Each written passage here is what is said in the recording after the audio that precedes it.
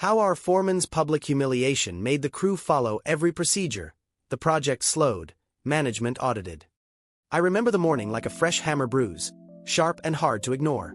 We were building a 3-story office block on the edge of town, a tidy job, glass curtain wall, polished concrete, modular HVAC. I'd been on sites long enough to know what mattered. Sequencing, weather, the small informal deals that keep a site moving. My name's Tom. I'm a carpenter by trade, turned site lead because I can read a schedule and keep a crew moving without losing my temper. We had a foreman, Dan, old school, safety first on paper, performance first in public. He kept the safety binder like a Bible and liked reading passages out loud when someone slipped up. That Tuesday was busy. The pump truck was due that night for the second floor pour. The scaffolders were finishing up the window installs. The mechanical crew had a short snag list. Miguel, the newest laborer, quiet kid, eager hands, missed a tick box on the daily permit log. It was one of those administrative boxes that rarely, truly, changes anything on the slab deliverable, but it mattered to the inspector. Dan didn't walk Miguel over to the trailer and talk. He opened the binder in front of the whole crew, read the clause out like a verdict, and made Miguel recite the missing entry. It was public. It was small. Cut like a chisel. I felt embarrassed for the kid.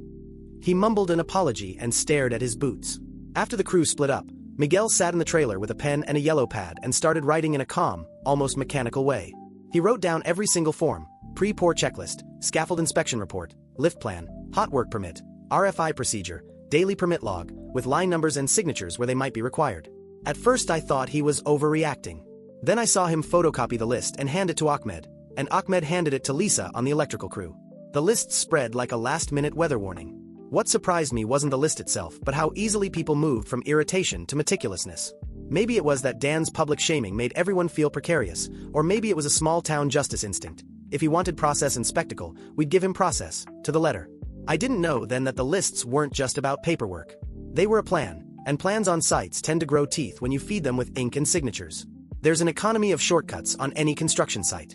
You learn the unofficial workarounds, an on-the-fly verbal sign-off from a trusted senior instead of a full RFI, a photo texted to the project manager to confirm a detail instead of printing the whole submittal packet.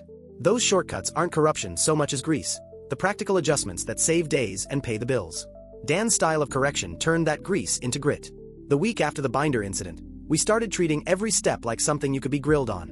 Where an electrician once provided a brief verbal commissioning note, we started insisting on signed electrical commissioning paperwork, stamped and uploaded to the portal. Where the lead could greenlight a scaffold change with a nod, we asked for scaffold inspection reports with serial numbers and inspector stamps. The crew used stop work authority like a scalpel. If anything looked off by the manual, we stopped and logged it. It wasn't dramatic. It was methodical. We wrote RFIs for clarifications we'd previously solved with quick phone calls. We attached time-stamped photos to every form. A minor window install that used to take a morning now required a scaffold certificate, an installer license copy, a lift plan, and a signed handover. Dan doubled down. No exceptions, he wrote on the trailer whiteboard in permanent marker. He started treating preference like regulation and procedure like gospel.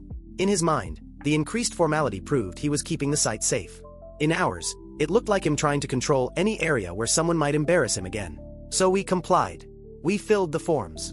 We read every clause and cited the exact line numbers back to him when he tried to brush us off. The friction was immediate. Delivery slots got missed because the purchase order clerk now needed an updated stamped delivery manifest. The pump schedule shifted because a required pre-pour thermal check had to be conducted and logged. The project manager, used to a certain pace, started calling for updates more frequently. I began collecting our new paperwork in a folder, time-stamping it, and making a note of the time between the RFI creation and the first response. It was boring work, the kind that normally belongs to clerks, but in the absence of dignity we found a new craft: precision compliance. We were more careful than we'd ever been, and that care hid a quiet purpose. The crew didn't want to sabotage the build. We wanted to hold on to dignity and show that if rules were going to be paraded like weapons, they had consequences. The lists Miguel had photocopied became templates. Each foreman on site started carrying a binder: pre-pour checklists with printed timestamps, scaffold inspection reports with close-up photos of toe boards and tie-offs, lift plans with load calculations and licensed operator numbers. We logged witness initials like signatures on a notarized deed. One concrete example: a default shortcut involved a small duct reroute. The mechanical lead would usually call the engineer, get a verbal okay, and the MEP guys would tweak the fittings and move on. Now, our mechanical lead submitted an RFI, attached as-built sketches, asked for detailed stamped approval, and waited for the engineer's recorded sign-off. The drawing revision required coordinated updates from structural, mechanical, and fire safety. Where a 2-day adjustment used to happen in a morning, Now it initiated a week-long loop of approvals. It's strange how democratic paperwork can be. When everyone commits to the same tedious ritual, power shifts away from the singular loud voice and toward the traceable record. Dan's memos insisted on firm compliance, and we complied with such fidelity that the rules themselves became a bottleneck. We weren't trying to teach him a lesson with sabotage. We were trying to teach him cause and effect. Public humiliation yields literal compliance, and literal compliance eats speed. The crew began to joke quietly about Dan's compliance tax. The invisible cost added to every task because you had to check off more boxes. Suppliers started arriving with mismatched materials because procurement couldn't sign off without updated certificates. The crane operator didn't lift until the lift plan had verified pin loads and the rigging inspector had put his stamp on the checklist. We were not proud of the delays. We were oddly proud of our thoroughness. It felt like a small moral victory wrapped in a mountain of paperwork. The first major visible failure happened during a planned night pour. The slab design was straightforward, but the pre-pour checklist identified a potential conflict. A temporary heating line had been run too close to the formwork and needed a thermal clearance confirmation and an added sleeve. Normally, the mechanical team would make a quick fix and the pour would proceed. This time, we required the hot work permit, a stamped corrective drawing from the mechanical sub, and a recertification by the safety officer with photos. The pump company idled on the lot. We performed slump tests, logged them, and attached photographic proof to the reissued pre-pour checklist. The mechanical crew corrected and provided a stamped plan, but the portal required a scanned signature and the safety officers uploaded attestation before releasing the pour slot. 23 hours later the pump arrived. The concrete set. We managed the pour cleanly, but the delay cost the contractor a day, and the owner a visible blip on the timeline. I sent an email to the project manager with a timeline. The initial checklist, the missing checkbox, the remedial steps, timestamps of the submitted RFIs, and photos. I CC'd Dan. His initial instinct was to blame human error. His follow-up memo framed the delay as necessary safety diligence. I couldn't help but notice the sweet irony. His public theater produced the very procedural rigidity that delayed the work. The client called. The regional office scheduled a meeting. The tension in that room felt like the weight of all the forms we'd filled. We kept collecting evidence. We peeked at response times, charted RFI latencies, and lined them up against Dan's public admonishments. There was a pattern. Humiliation correlated with increased formal stoppages. It was too tidy to be coincidence. When we presented the data, faces in the room that had been relaxed got harder. Dan's next step was predictable. More memos, more insistence on the no exceptions policy. That just fed the machine. The delays bred more oversight. The owner's rep showed up, eyebrows knit, asking why a routine sequence had turned into a slow march. The contractor's regional manager launched an audit. We provided our logs, RFIs, stop work reports, scaffold inspection photos, witness initials, and timestamps. The audit folks had the patience of accountants. They traced approval chains and found bottlenecks where previously we'd made practical calls. The most damning line on the report wasn't about safety. It was the correlation table. After Dan's public reprimand of Miguel, the number of formal stoppages and RFIs spiked by a statistically significant margin. Dan reacted like someone betrayed. He accused us of weaponizing paperwork to harass him. He painted himself as the martyr of standards. Some seniors bought it. Some didn't. The audit recommended leadership coaching for Dan, clarified the difference between mandatory regulatory holds and managerial preferences, and suggested a tighter RFI turnaround SLA. It was a pragmatic fix. Prioritize safety-critical checkpoints while allowing controlled discretion for low-risk, day-to-day adjustments. The company opted for coaching over firing. Dan attended sessions about feedback and dignity. He stopped reading clauses aloud in morning huddles, at least for a while. They also revised the pre-pour checklist to make which items were hard stops and which were advisory more explicit. The contractor took a small hit financially because the delayed pour and other friction added costs. The client grumbled but appreciated the audit's transparency. To outsiders, the fix looked technical. To us, it was vindication that documenting the problem could force change. Still, victories in paperwork are messy. Some subcontractors took losses for delays. A cafe plan for the ground floor lost its soft opening date and a weekend of revenue. You don't always get to punish the person who humiliated you without hurting someone else down the chain. The moral math was complicated and dirty.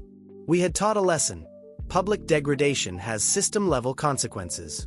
The lesson had a price. In the wake of the audit, Conversations changed. Some crew members felt proud that our slow, methodical approach had forced management to act. Others felt uneasy. A few nights when the pump truck sat idle, my stomach tightened thinking about the small businesses waiting in the building's shadow.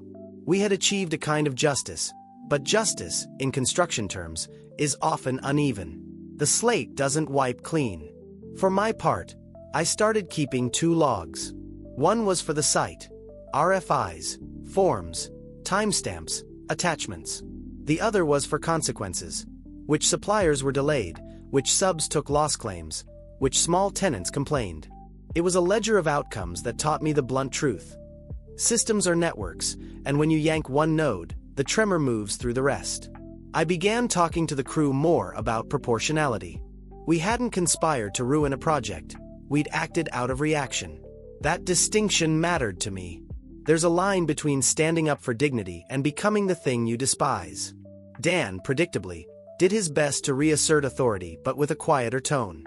He apologized in a meeting with HR present, more for tone than for content. That felt calculated. Still, he reduced the public callouts, and the no exceptions wording softened into exercise discretion. The rigidity eased and so did the schedule, but not completely. People were slower to improvise. Trust had been spent. We patched things, process tweaks, coaching follow-ups, a new RFI SLA, but the memory of the binder remained. Months later the site ran smoother. The second floor was poured, the curtain wall installed, the HVAC commissioned. We finished with a respectable punch list and a predictable late ribbon cutting. The immediate drama faded into site lore. Remember when Miguel got read out? People would say at coffee. The moral of the story shifted in the telling. For some it was about dignity restored.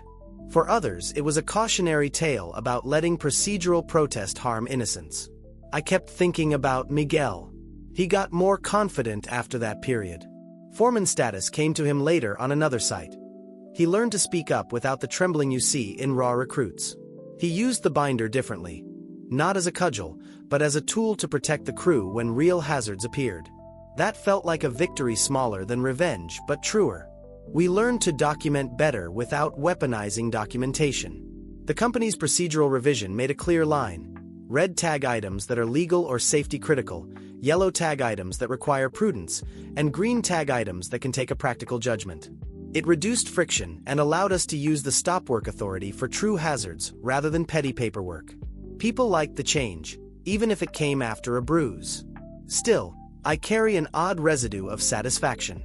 There's a certain cold pleasure in seeing someone's own rules reflect back at them. It's not noble.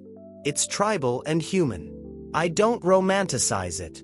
I regret the losses, the cafe's missed opening, the contractor's profit hit, and I accept the complexity. We did what we could with the tools we had. Paper, timestamps, signatures, and a refusal to be shamed in public. That's the honest story. After things cooled, a few of us started informal sessions about conflict on site.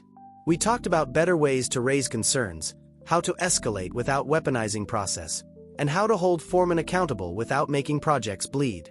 Those sessions became a kind of hygiene class for emotional intelligence on job sites. Unusual, maybe, but necessary. We built simple playbooks. How to request private feedback, how to log a non-critical error for future training rather than instantaneous punitive response, and how to route grievances through HR with documented examples.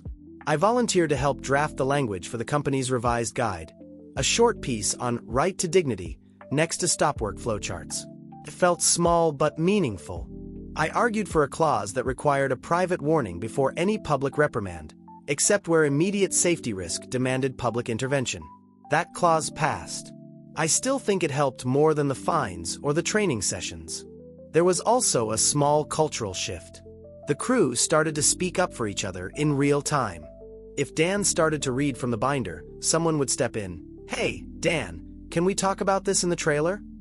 It was a small social norm, but it worked. The binder still existed, and we still used it with respect, but the spectacle was gone. People's dignity mattered again, and the site regained some of its old improvisational speed without sacrificing safety. I sometimes imagine what would have happened if we'd taken different paths. If we'd met with HR the day Miguel was shamed, maybe the outcome would have been faster and cleaner. If we'd staged a walkout, the contractor might have been forced to act immediately, but with harsher consequences for everyone. We chose paper as our protest because that's what we had immediate access to. Forms, stamps, and signatures. It was pragmatic, not theatrical. We also learned to be cautious about victory. A win that costs a small business its weekend sales or a subcontractor its margin is a win you'll taste with a bitter afternote. I carry that with me now when tensions flare. I'm quicker to pull a foreman aside, to seek mediation, to escalate quietly when public correction seems disproportionate. The lessons hardened into practice. Document, yes, but also consider consequence. It's a messy calculus, but it's better than reflexive humiliation. Sometimes I tell younger crew members the story like a parable. Don't let someone make show of you. If they do, be meticulous, but remember who else is on the line. They nod, because they've seen the binder and the whiteboard, and they know how easily a project's tempo can change. When a new laborer starts now, we walk them through the difference between a real safety hold and formality that can wait for a private fix. There were a few personalities who never changed. Dan softened but didn't vanish. He still cared about the binder. That, I think, comes from an honest place. He'd seen someone get hurt on a different site years ago, and that memory stitched his behavior. Public correction was his armor against a fear of liability and a need to be seen as in control. The difference after the audit was that he had more tools. Coaching, an explicit policy that protected workers' dignity, and a staged escalation path. For me, the episode changed how I lead people. I'm still insistently thorough with checklists and temporary works, but I try to lead with private correction first. I've learned to document for protection, not punishment. When I have to call someone out, I do it with context and with a path for repair.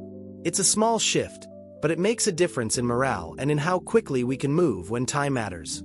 The workers who suffer the most, not Miguel, but the folks who lost a weekend of income because the cafe missed its opening, are the ones who make me question the neat moral of our story. We won dignity and maybe some policy change, but we also made collateral damage. I own that. It keeps the story from being simple revenge fantasy and makes it something more honest. If you asked me whether I'd do it again, I'd say, maybe, but with more care. The binder tactic was effective because it used the system against itself, and sometimes systems need that. But I would try harder to focus our energy on channels that don't ripple outward harm.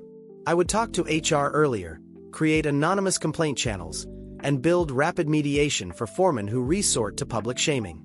The truth is, procedural justice can correct behavior without breaking other people's livelihoods, if it's done thoughtfully. I still retell the story because people ask, how did you actually make management change? The answer is boring. Data and persistence. We documented, we showed the correlation, and we asked for audits. The company responded because the data made it cheap for them to act and expensive to ignore. And it changed things in a practical way. Clearer red/amber/green distinctions, coaching for leaders, and new norms about private correction. The story ends without fireworks. Dan stayed on, coached and quieter. Miguel moved up. The cafe eventually opened with a slightly delayed ribbon cutting. We repaired some things and lived with the rest. It's not dramatic, but it feels true. In the end, I learned that standing up for yourself in a workplace can be mundane, patient work, a stack of forms and photos and timestamps rather than a single dramatic moment. It's less cinematic, but sometimes reality asks for boring courage. Update. It's been a year since the pour that started all this. The building is occupied. The cafe on the ground floor is thriving now, albeit 2 months late.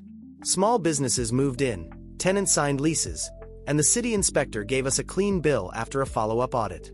More importantly, company policy continued to evolve. The right to dignity clause is now a part of the standard subcontractor induction pack, and the RFI SLA got cut from 7 days to 2 for non-blocking queries, a direct attempt to balance safety with momentum. Dan changed in modest ways. He still carries the binder, but he uses it differently.